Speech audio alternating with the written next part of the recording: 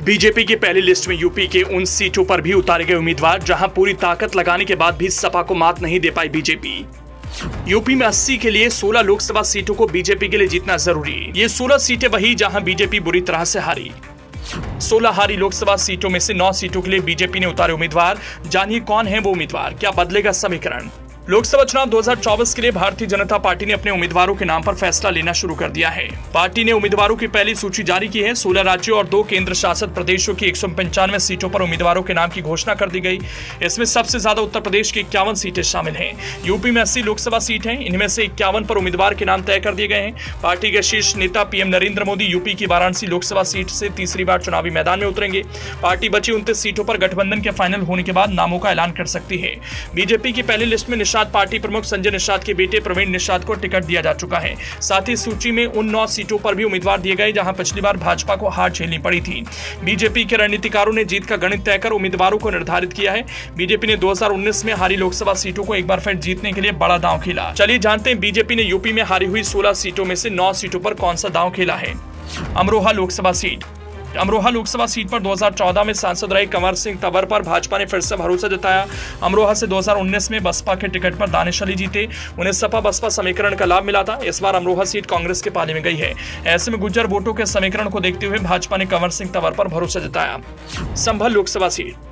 संभल Lok Sabha seat पर BJP ने जीत का गणित बनाना शुरू कर दिया है। पिछले दिनों सपा सांसद डॉक्टर शफीकुर रहमान बर्क के निधन के बाद सपा उनके ही परिवार को टिकट दे सकती है। पहले पार्टी ने डॉक्टर बर्क को उम्मीदवार घोषित कर दिया था। वहीं भाजपा ने यहां से परमेश्वर सैनी को चुनावी मैदान में उतारा है। 2014 में मुस्लिम बहुल सीट से सत्यपाल सैनी चुनाव जीतने में सफल रहे थे। एक बार फिर से समीकरण को ध्यान में रखते हुए भाजपा सैनी पर दांव खेल रही है। हालांकि उम्मीदवार का चेहरा बदल दिया गया है। जौनपुर लोकसभा सीट। जौनपुर सीट से भारतीय जनता पार्टी ने कृपा शंकर सिंह को प्रत्याशी बनाया। लोकसभा चुनाव में सपा बसपा गठबंधन के तहत यह सीट बसपा के पास गई। बसपा के श्याम सिंह यादव जीत दर्ज करने में कामयाब रहे।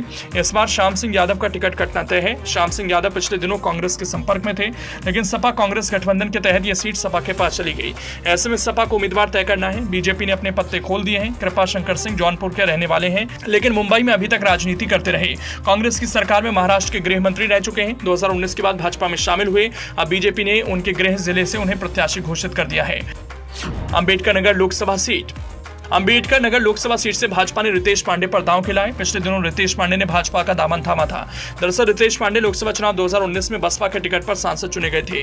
उनके पिता भी इस सीट से सांसद रह चुके हैं। सपा बसपा गठबंधन के तहत इस सीट से बसपा के उम्मीदवार को बड़ी जीत मिली थी। अब भाजपा रितेश पांडे के जरिए एक बार फिर से इस सीट पर अपना समीकरण मजबूत करने में जुटी है।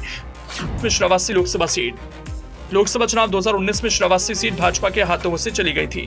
बसपा के शिरोमणि वर्मा ने यहां जीत दर्ज की थी। इस बार सपा बसपा गठबंधन नहीं है। ऐसे में भाजपा ने यहां से नृपेंद्र मिश्रा के बेटे साकेत मिश्रा को चुनावी मैदान में उतारा है।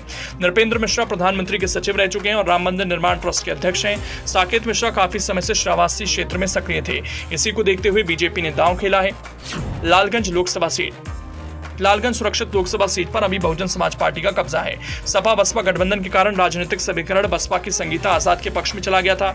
उनके बीजेपी में जाने की चर्चा चल रही थी। हालांकि पार्टी ने नीलम सोनकर पर दांव खेला है। नीलम सोनकर दलित समाज के बीच अपनी पकड़ को बढ़ाकर इस सीट पर जीत का समीकरण तलाश सकती हैं। नगीना लोकसभा सीट। नगीना सुरक्षित लोकसभा सीट पर भारतीय जनता पार्टी ने इस बार ओम कुमार को चुनावी मैदान में उतार दिया है। 2019 के लोकसभा चुनाव में सपा बसपा गठबंधन के तहत यहां से बसपा के गिरीश चंद्र चुनावी मैदान में उतरे।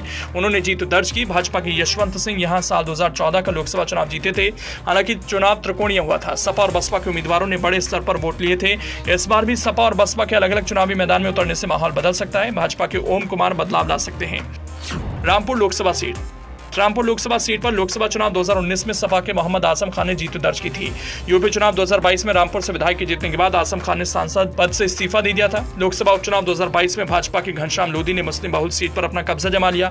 इस प्रकार आजम खान और सपा के गढ़ पर भगवा झंडा फहरा दिया गया। एक बार फिर से भाजपा ने घनश्याम लोधी पर अपना भरोसा जताया।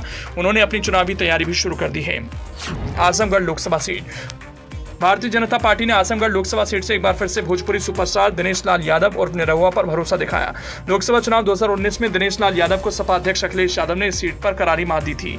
हालांकि यूपी चुनाव 2022 में मैनपुरी के करहल विधानसभा सीट से जीत दर्ज करने के बाद अखिलेश यादव ने सांसदी छोड़ दी। अखिलेश यादव की सीट खाली करने के बाद हुए उपचुनाव में दिनेश लाल यादव ने सपा के धर्मेंद्र यादव को हरा दिया।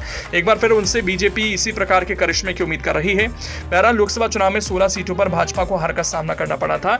इसमें से 9 पर तो उम्मीदवार घोषित कर दिए गए, लेकिन 7 सीटों पर घोषणा होना बाकी है। इसमें मैनपुरी, सहारनपुर, गाजीपुर, मुरादाबाद, रायबरेली, बिजनौर और घोसी लोकसभा सीट शामिल है।